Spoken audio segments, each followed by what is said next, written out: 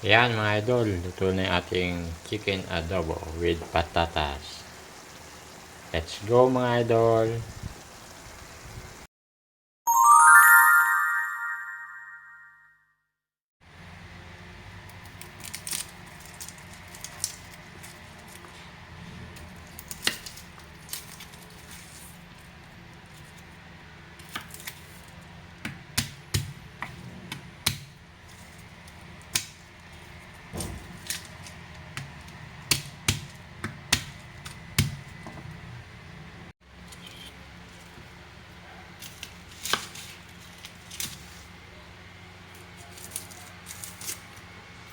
Ito, kinang kumata pa.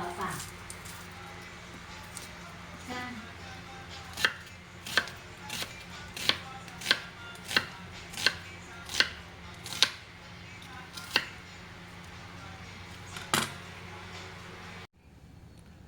Umpisa natin mga idol. Ito yung ating menu, adobong manok. Magpainit tayo ng mantika.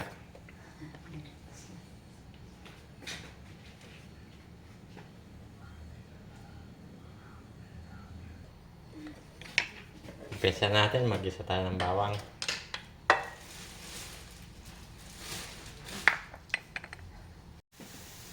Sunod natin ang ating sibuyas.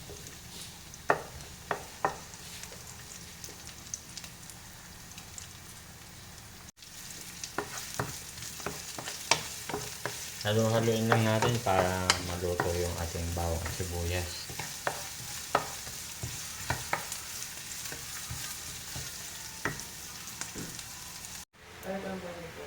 Doon na. Ito yung ating pinakuluan na manok. Lagyan na natin para sangkot ka natin sa sibuyas at bawang.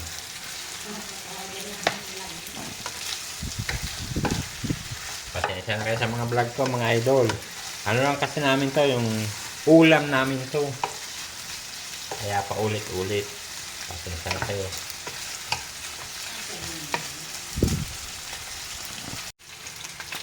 Meron pala tayo itong yung marble potato.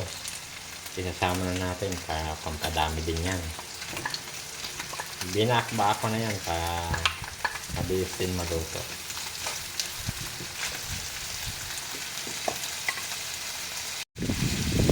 Maglagay tayo ng 1 cup water para maluto yung ating patatas.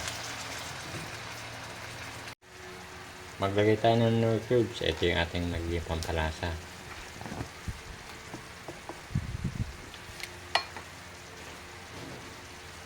Tapos taklaban muna natin mga 30 minutes.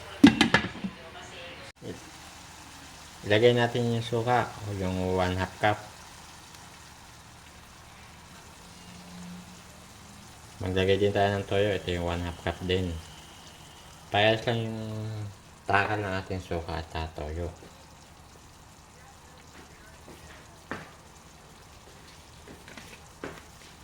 Maglagay tayo ng ating black pepper powder.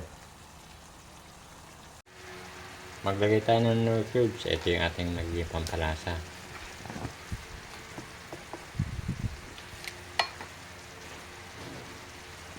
Tapos taklaban muna natin mga 30 minutes.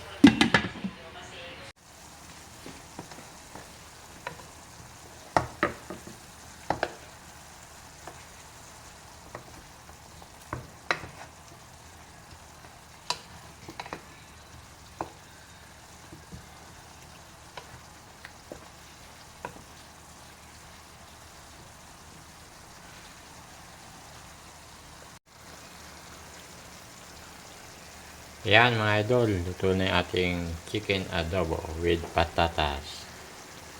Let's go mga idol!